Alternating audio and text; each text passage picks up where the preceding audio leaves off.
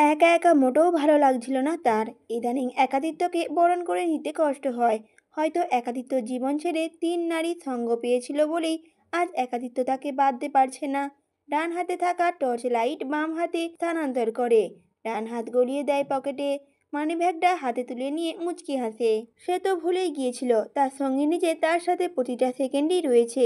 সে কেন একা মনে করবে নিজেকে? আইসের এখন মনে হচ্ছে সত্যিই সে একা নয়, অদৃশ্য এক অবয়ব নিজের পাশে স্থাপন করে নেয় সে। যেন হাত ধরে হাঁটছে তার পাশে পা মিলিয়ে। মুচকি হেসে বলে উঠল, তোমাকে খোলা চুলে দেখতে বড্ড ইচ্ছে করছে। সব সময় বেনি করে রাখো কেন? নীরা বলল, আমার যে ভালো লাগে। আহিত আবার বলে উঠল, তোমাকে নিজের করে নিতে আসি, তারপর দেখব কিভাবে বেনি করে রাখো। প্রতিটাক্ষণ চুলের ভাঁজে মুখ লুকিয়ে ঘ্রাণ নেব। মেয়েটা বুঝি লজ্জা পেল। আহিত অপলকভাবে তাকিয়ে রইল তার পাশে থেকে। ঘোরের মধ্যে বলে উঠল, লাজুকলতা প্রেমপিয়সী, আমার বুকে লুকিয়ে থাকো না। তোমার ওই লাজুক মুখশ্রী দেখে যে আমার হৃদয় কম্পমান হতে থেমে যাবে, অতপর মৃত্যু। খিলখিল করে হেসে উঠল মেয়েটি। হাসতে হাসতে চোখ দুটো কেমন ছোট ছোট হয়ে এলো। পানি জমতে শুরু করলো কার্নিসে। হাসতে হাসতেই অদ্ভুত কণ্ঠে বলে উঠল, এই মৃত্যুই যে আমাদের আলাদা করে রেখেছে। নিয়তি নির্মল করাঘাতে আমি নামক মেয়েটি যে কলঙ্ক। ঝলসে দিল দেহ। জ্বলে যাচ্ছে আহিস। শেষ করে দিচ্ছে আমাকে। আমার ভীষণ কষ্ট হয় আহিস। আমি যাচ্ছি গো, তোমাকে একা ফেলে চলে যাচ্ছি।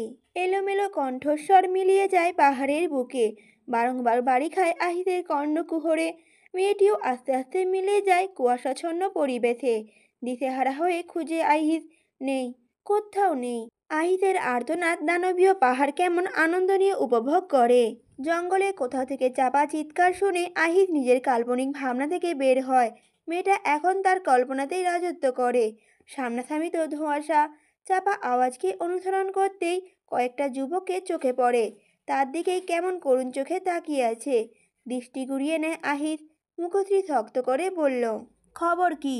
যুবকগুলো যেন আহিদের কথা কানেই নিল না। একজন প্রসঙ্গ ঘুরিয়ে বলে উঠল, রাজু বলল ভাবিকে এখনো খুঁজে পাননি, খুব মিস করেন না? চোখ রাঙিয়ে তাকায় আহিস। ছেলেগুলো মাথা নিচু করে নেয়। কঠোর কণ্ঠে আহিস বলল, প্রশ্নের জবাব কিন্তু আমি দ্বিতীয়বার চাই না।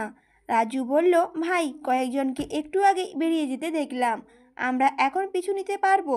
আহিস কিছু না বলে পেছন ঘুরে হাঁটতে শুরু করলো। হাঁটতে হাঁটতে গলা খানিক উঁচিয়েই বলল, আজকে রাতের অল ডিটেলস ফজরের পর চাই। আগ থেকেই জানা ছিল কি করতে হবে। এবার আদিল মাহমুদ ফাঁক দিয়ে বের হয়ে গেলে একটাকেও জীবিত রাখবো না। আমি দেখতে আদর্শ, তবে ভেতরে বড্ড হারামি। ব্যস্ত হাতে ল্যাপটপে আঙুল চালাচ্ছিল আফিফ। পাশে ফোনে কথা বলছে জিয়াউল। মাঝে মাঝে অপর পাশে মানুষটার উপর চড়াও হচ্ছে। আফিফের সেদিকে খেয়াল নেই। সময় খুব কম। চটজলদি কাজগুলো না শেষ করলে সমস্যাটা তারই। কোনো দিকে তাকাবার ফুসরত নেই যেন। এমন সময় মেহলি কণ্ঠের অদ্ভুত ভাষা ভেসে আসে তার কর্ণকুহরে। মহিলাটির কথা শুনেই আফিফের হাতের আঙুল থেমে যায়। কিছুক্ষণের জন্য ভ্রুকুচকে জিয়াউলের দিকে তাকায়। ছেলেটা এখনো ফোনে কথা বলছে। অগত্যা আফিফ উঠে দাঁড়ালো। দরজার বাঁধন খুলে বাইরে বেরোতেই চোখে পড়ল সালোয়ার কামিজ পরা সুশ্রী এক মেয়েকে। আফিফ চিনতে পারল না, তবে উপজাতির কেউ ধরতে পারল। তাদের থেকে তাদের মুখশ্রী আলাদা। কিন্তু জিজ্ঞেস করার আগে মেয়েটি খানিক ঝুঁকে বলল, এই কিছু একটা বলল। আফিফ ভ্রুকুচকে তাকায়। মেয়েটির ভাষা সে বুঝতে পেরেছে। এসব তার আয়ত্তে রয়েছে। তবে মেয়েটির আসার কারণ সে বুঝতে পারছে না। মেয়েটি কিছুক্ষণ চুপ করে আফিফের দিকে তাকিয়ে রইল। তারপর চট করেই চোখ কেমন খুশিতে চকচক করে উঠল। আফিফ বিরক্তির সাথে অবাক হলো। প্রথমত সে মেয়েটির ভাষা খুব বুঝেছে। তা বুঝতে পেরেও মেয়েটি তাকে বাংলায় বুঝিয়ে অক্ষমতাটাকে নির্বাক করার প্রয়াস চালালো। দ্বিতীয় মেয়েটি এত সুন্দর বাংলা বলেছে, তবে সেসব বিষয়ে কোনো কথা না বলেই বলল, আফিফ বলল, আমি আপনার কথা সম্পূর্ণ বুঝতে পেরেছি ম্যাম। এখানে আসার কারণ যদি বলতেন উপকার হতো। কেমন একটা বিদ্রুপ মিশে আছে যেন। অনান বলে উঠল প্রত্যুত্তরে, পর্বতের চূড়ায় উঠতে গাইড লাগবে বলেছিলেন। আমাকে আপনাদের সার্ভিস দেওয়ার জন্য পাঠানো হয়েছে। ব্রুকুচকে কিছুক্ষণ ভাবলো আফিফ, তারপর বলল, আজ লাগবে না, কাল সকালে চলে আসবেন। এবার আসতে পারেন। অনান বলল, জি আমি জানি আজ এখানে আমার কোনো প্রয়োজন নেই। আমি এসেছি একটা খবর দিতে। আজ রাতে পাড়ার একটা অনুষ্ঠানের আয়োজন করা হয়েছে। সেখানে মূলত গান বাজনা নাচ লাঠি খেলা এসব হবে। পাড়ার হেড আপনাদের আমন্ত্রণ করেছেন। এও বলেছেন আপনারা থাকলে খুবই ভালো লাগবে তাদের। আপনাদের কোনো অসুবিধা হবে না। নিজ দায়িত্বে তাঁবুতে নিয়ে আসবেন। চাইলে আপনারা পাড়াতেই থাকতে পারেন। সেখানেও বুলিগুলো আউড়িয়ে ফুস করে নিঃশ্বাস ছাড়ল অনান। হাঁপ ছেড়ে বাজল যেন। তখন আফিফের মুখশ্রীতে বিস্ময়। আজ অনুষ্ঠান হলে কেমন হবে? আফিফ দুম করে প্রশ্ন করে বলল, আপনাদের ধর্মীয় উৎসব নাকি হুট করে আয়োজন করা হয়েছে? অনান প্রতি উত্তরে বলে উঠল, না না, ধর্মীয় নয়। অনেকদিন হলো গান বাজনার আয়োজন হয় না। হুট করেই কেন আজকের রাতটা ঠিক করলো আমি সঠিক জানি না। হেড আমাকে এও বলেছে আপনাদের চোখে চোখে রাখতে, দুদণ্ড সময় ও চোখের আড়াল না করতে। তাই এখন থেকে আমি আপনাদের সাথেই আছি। কথাগুলো বলেই অনান ভেতরে চলে গেল।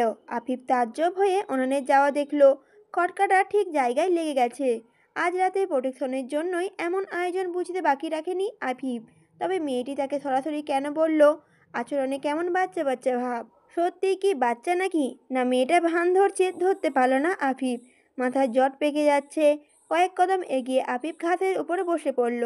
হিসেব মিলেও যেন মিলছে না। অনান ভেতরে গিয়ে বসে পড়ে। জিয়াউল পেছনে ঘুরে তখনও ফোনে কথা বলছিল।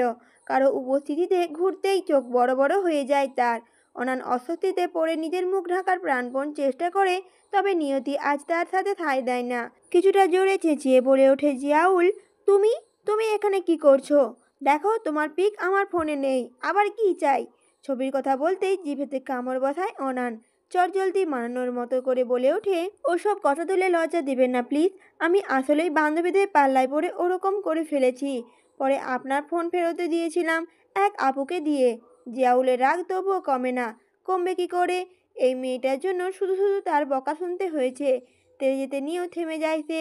মেয়েদের সাথে ঝগড়া করতে পারে, তবে অসম্মান নয়। ঠোঁট কামড়ে রাগ নিবারণ করার চেষ্টা চালায় সে, তবে পারে না। বারবার মনে হয় এই মেয়েটার জন্যই পুরো একটা রাত তার অসহ্য মাথা ব্যথা ছিল। সারা শরীর ভর্তি টেনশন ছিল। রেগে তাঁবু থেকে বের হয়ে যায়। রাগটা কমানো উচিত। জ্যোৎস্না রাত, প্রকৃতি যেন সৌন্দর্য ঢেলে দিয়েছে। চারপাশ কেমন আলোয় জলজল করছে। চুপচাপ বসেছিল আফিফ। হিসেব মেলাতে মেলাতে কখন যে প্রকৃতির রূপে মুগ্ধ হয়ে হিসেব ভুলে গিয়েছে সেটা টের পায়নি। টের পেল কারণ উপরে রিমঝিম শব্দে। কর্ণকুহরের রহস্যময় ছিদ্রপথে শব্দ ঢুকে গিয়ে মস্তিষ্ককে কেমন উত্তেজিত করে তুলল। সারা শরীরে অদ্ভুত হাওয়ায় ছুটোছুটি। চোখ তুলে আশেপাশে তাকায়। শব্দের উৎস খুঁজে না পেয়ে দাঁড়িয়ে যায় সে। এদিক ওদিক তাকিয়ে হাঁটতে থাকে চোখ ঘুরিয়ে। শব্দটা ক্রমশ নিকটবর্তী হচ্ছে। দাঁড়িয়েই পড়ে সে। ওই যে অদূরে কারো ছায়া দেখা যাচ্ছে। সাদা এলোমেলো শাড়ি, আঁচল লেপ্টে আছে জমিনে। হাঁটুর নিচ পর্যন্ত চুলগুলো মৃদু বাতাসে উড়ছে। সাথে নপুরে ঝমঝম শব্দ। আফিফের মনে হলো বুকটা ছড়াৎ করে উঠল। ক্রমশই তার হৃদস্পন্দন বেড়ে যাচ্ছে। বেড়ে যাচ্ছে পায়ের ঈষৎ কাঁপুনি।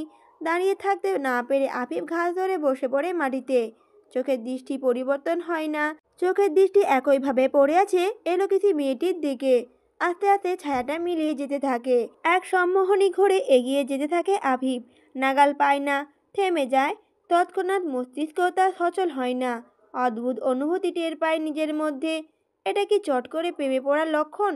শুধুমাত্র এলোমেলো শাড়ি, চুলের গোছা দেখে প্রেমে পড়া যায়?